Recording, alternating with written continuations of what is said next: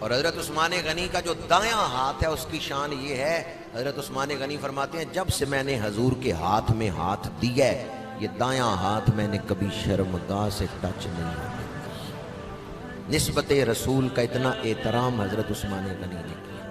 تو حضرت عثمان غنی کو خلافت کی بشارت بھی حضور نے پہلے ہی دے دی، شہادت کی خبر بھی پہلے دے دی کہ تمہیں شہادت ملے گی، شہید ہونے کا تذکرہ بھی حضور نے پہلے کر رکھا تھا۔ اس لیے حضرت عثمان غنی کو یقین تھا کہ میں جام شہادت بھی ہوں۔ بلوائی مصر سے اور مختلف علاقوں سے اکٹھے ہو کے آئے ہیں، پیچھے سازش تھی عبداللہ بن سبا کی، اس کے تیار کرنے پر کچھ مخلص لوگ بھی غلط فہمی کا شکار ہو گئے، جو سازش کا حصہ نہیں تھے لیکن غلط فہمی کا شکار ہو گئے۔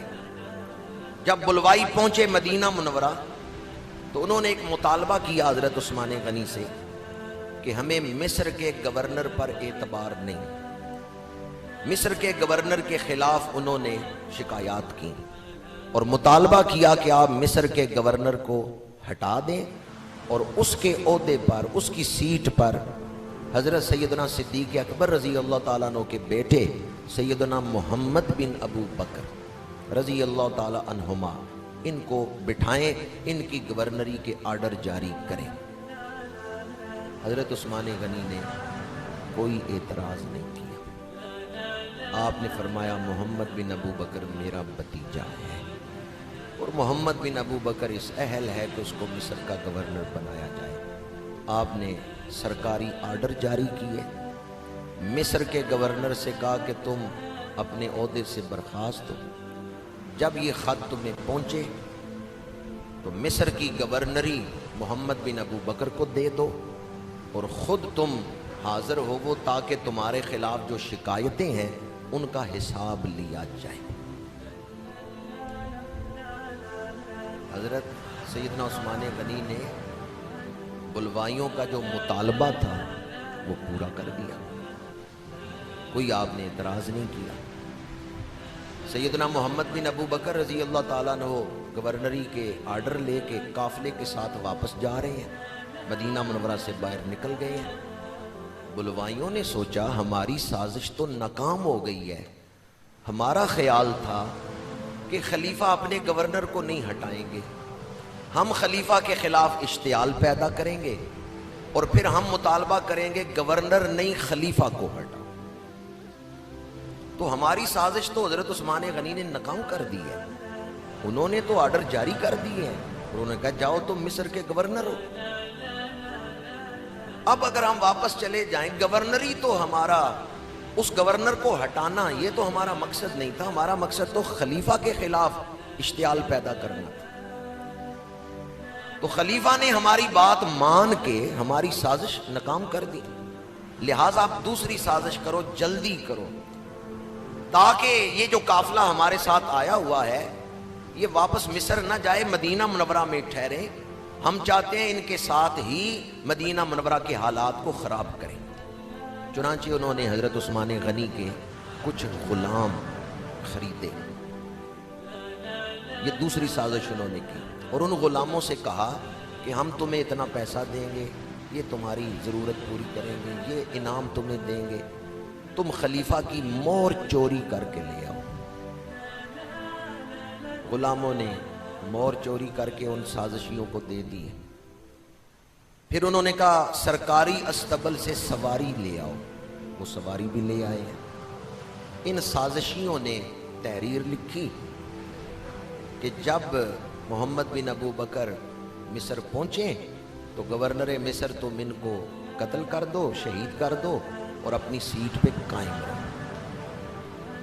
یہ تحریر خلیفہ نے نہیں لکھی، یہ ان سازشیوں نے ہی سازش کی ہے۔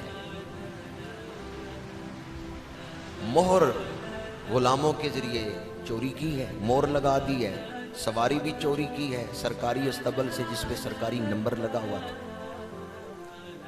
اور اپنے ایک بندے کو وہ خط دے کے دوڑایا ہے کہ تم جاؤ مصر کی طرف۔ اب سازش کیا تھی؟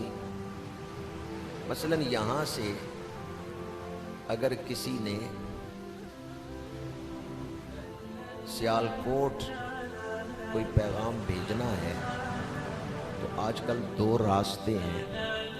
एक रास्ता यह है कि आप वजीराबाद जाएं, संबड़ियाल जाएं, सियालकोट।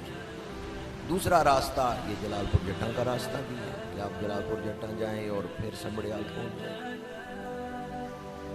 अगर दूसरा खत जिसमें हजरत सैयदना मोहम्मद बिन अबू बकर के कत्ल के आर्डर हैं वो हुकूमत ने दे के भेजा है, तो जो कासिद है वो उस रास्ते पे नहीं जाना चाहिए जिस रास्ते पे मोहम्मद बिन अबू बकर जा रहे हैं। बात समझ आई आपको? क्योंकि ये भी तो पैदल ही हैं, वो भी पैदल सफर कर रहे हैं, ये भी घोड़े हैं, सवारियां हैं, लेकिन कोई ऐसी तेज रफ्तार तो नहीं कि भाग जाएं। जिनके खिलाफ आर्डर जा रहे हैं वो भी उसी रास्ते पे, जो खिलाफ आर्डर लेके जा रहा है वो भी उसी रास्ते पे। उनको उस रास्ते पे क्यों चलाया गया पिछले कासद को? ताकि पहले वाला काफिला इनको पकड़े, इनसे खत निकाले, फिर इश्तियाल में आए और वापस आए। अगर हुकूमत की तरफ से वो खत भेजा जाता तो दूसरे रास्ते से भेजा जाता। बात आपको समझ आई? अगर हुकूमत की तरफ से ये खत होता तो उसी रास्ते से खत न जाता जिस रास्ते से पहले काफिला गुजर रहा है, ताकि ये बाद वाला सफीर भी उसी रास्ते से जाए और पकड़ा जाए और उनको पता चल जाए कि हमारे खिलाफ खत लेके जा रहे हैं। बात आपको समझ आ गई? जिन्होंने साजिश तैयार की थी उन्होंने कासिद को उसी रास्ते से भेजना था, तभी कासिद ने पकड़े जाने ना। कासिद को मंजिल तक पहुंचाना तो मकसद ही नहीं, कासिद को रास्ते में पकड़वाना है ताकि वो काफिला इश्तियाल में आए और वापस मदीना मुनव्वरा आए। लिहाजा मोहम्मद बिन अबू बकर रजी अल्लाह ताला अन्हुमा के साथियों ने उस कासिद को पकड़ा, पूछा किधर जा रहे हो? मिस्र जा रहा हूं। क्यों जा रहे हो? खलीफा के आर्डर लेके जा रहा हूं। कहाँ है आर्डर? मशकीज़ा खोला, अंदर वो बंधे हुए थे, निकाले, पढ़े, आर्डर दिखाए हजरत मोहम्मद बिन अबू बकर को। लोग इश्तियाल में आ गए कि खलीफा ने हमारे साथ क्या किया। उधर हमें कहा है कि जाओ गवर्नर तुम्हारा होगा, और उधर हमारे कत्ल के आर्डर जारी कर दिए। आग बगोला इश्तियाल के साथ वापस मदीना मुनव्वरा आए। 17 सहाबाए किराम को मिले, कहा हमारे साथ हुकूमत ने ये किया है, हमारे साथ खलीफा ने ये किया है।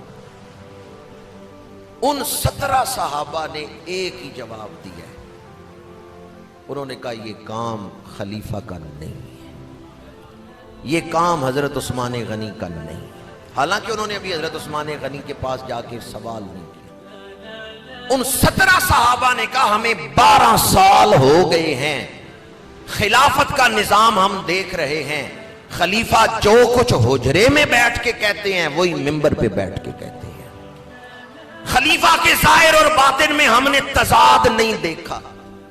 अगर उन्होंने तुम्हें गवर्नर ना बनाना होता तो वो तुम्हारे गवर्नरी के आर्डर ही ना जारी करते। हमने 12 साल अमीर अल मोमिनीन को हुकूमत करते हुए देखा है, आपके जाहिर और बातिन में तजाद नहीं, ये किसी की साजिश है, ये खलीफा के खिलाफ साजिश है, ये हजरत उस्मान गनी का काम नहीं। लेकिन वो बुलवाई, उन्होंने कहा कि हम तो खलीफा के खिलाफ एहतजाज करेंगे, आप हमारे साथ चलें। ये देखें खत पे मोहर तो खलीफा की लगी हुई है, सवारी तो सरकारी अस्तबल से गई है। अब ये 17 सहाबा आए, लेकिन पहले ये खुद जवाब दे चुके हैं कि हजरत उस्मान गनी के ज़ाहिर और बातिन में तजाद, गवाही वो दे चुके हैं अजमत किरदार की। हजरत उस्मान गनी के पास आए, खत दिखाया, ये मोहर आपकी है? फरमाया हाँ मेरी, ये सरकारी मोहर है। ये सवारी आपकी है? फरमाया हाँ सरकारी सवारी है। ये तहरीर आपकी है? आपने तहरीर पढ़ी? फरमाया नहीं, ये तहरीर मेरी नहीं है, ये किसी ने साजिश की है। बुलवाइयों ने कहा ये मरवान बिन हकम की तहरीर है। आपने फरमाया ठीक है, अगर मरवान की तहरीर है तो उसे सजा मिलेगी, तुम साबित कर दो कि फलां की तहरीर है। सिर्फ दावे से तो इल्जाम साबित नहीं होता ना। अगर सिर्फ दावे से इल्जाम साबित हो तो फिर हर बंदा दावा करके सजा दे दे। अदालतें किस लिए बनी है? हुकूमतों का क्या काम है कि